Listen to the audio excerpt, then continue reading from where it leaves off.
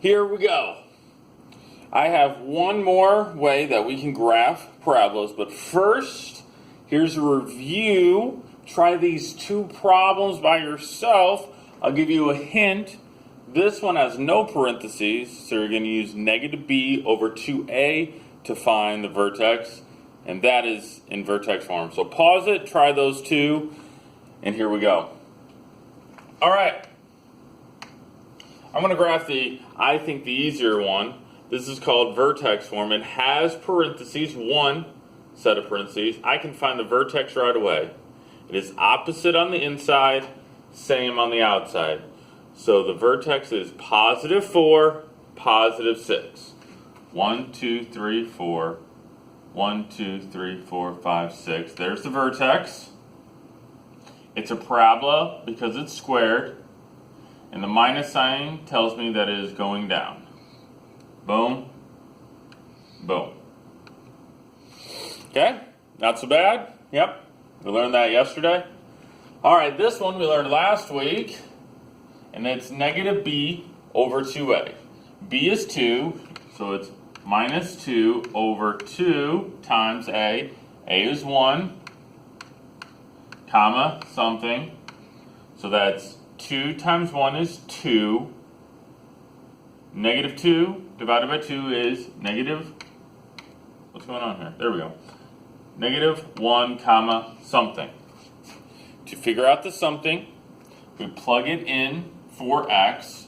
So y equals negative 1 squared plus 2 times negative 1 plus 4. Negative 1 times negative 1 is 1. 2 times minus 1 is negative 2 plus 4. 1 minus 2 is negative 1 plus 4. So y equals 3. Be very patriotic today. All right, let's graph it. We found the vertex. Vertex is negative 1, 3. Negative 1, 1, 2, 3. We look at the number in front. The number in front of x squared is positive, so it is going up. So there it is. All right, those are the main two that you're going to be tested on. You're going to see a little bit of what we're going to do next this semester, but next semester you're going to use this a little bit more. So I thought I'd show it to you at least. There might be one question on your final like this, and it's kind of in the middle. It's not quite as easy as vertex form, and I think it's a little easier than negative b over 2a. So here we go. This has two sets of parentheses. I have this parenthesis times this one, and if I multiplied it out, I would get an x squared. But I'm not going to multiply it out. I'm just going to notice first, what number would I plug in to get 0? What number could I plug in for x to get 0? I believe if I plug in negative 4, I would get 0. Negative 4 plus 4 is 0. So negative 4 is what we call an intercept. 1, 2, 3, negative 4. This is one intercept. Negative 4 is an intercept.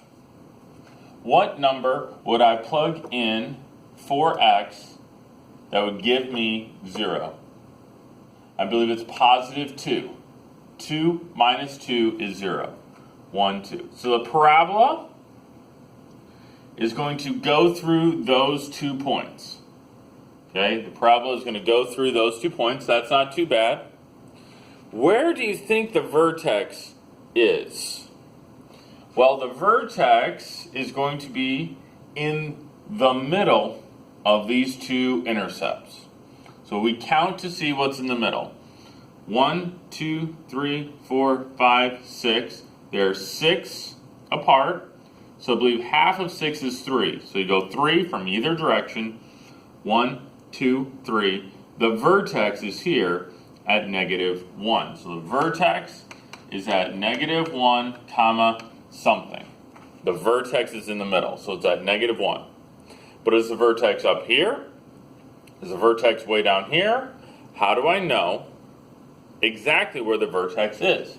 Well, we're going to do the exact same thing we did with negative b over 2a, and we're going to plug in negative 1 for x. We're going to plug in negative 1 for x. Negative 1 plus 4 times negative 1 minus 2. Negative 1 plus 4 is 3. Negative 1 minus 2 is negative 3. Multiply those together and I get negative 9. Y equals negative 9. So it's going to be down here, negative 1, negative 9 is way down here. I know it's not negative 9 there. Curves up here, boom, there it is. Again, we're going to do this a little bit more next semester, but this is a nice introduction. You'll see it once or twice while we're reviewing. There's not a lot of problems on the final like this, but that is the idea. So, if you would, pause this and try these two, and then we'll be done. All right, here we go. I might go a little fast, and you can ask me questions when you get in class, but here we go. This one, I'll call it the blue one. This one, there are two intercepts. What gives me 0? Positive 3 and positive 7. 1, 2, 3. 1, 2, 3, 4, 5, 6, 7.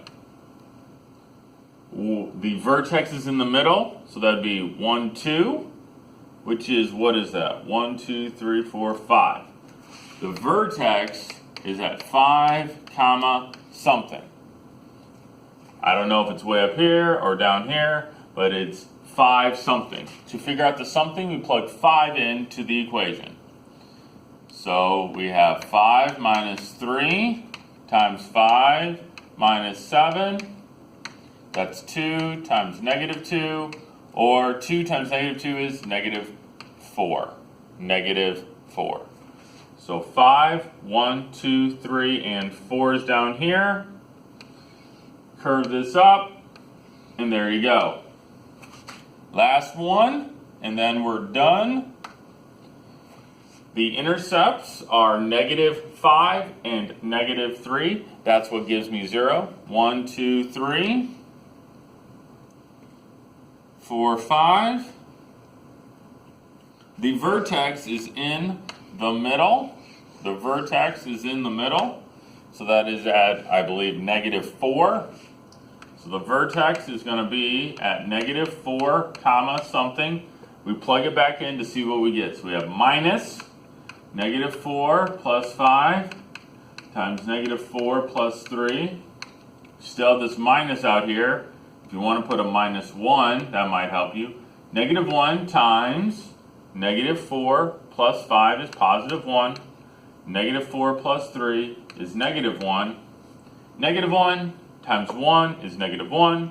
Times negative 1 is positive 1. So the vertex is at negative 4, positive 1, which is right here.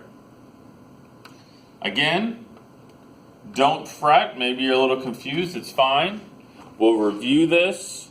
We will go over this. This will probably be the first problem I do tomorrow in class to refresh your memory. But there's a good introduction to intercept form.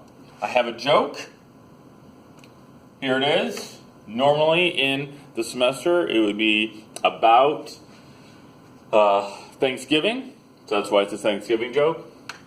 What did the turkey say to the turkey hunter on Thanksgiving? Quack, quack. Have a good day.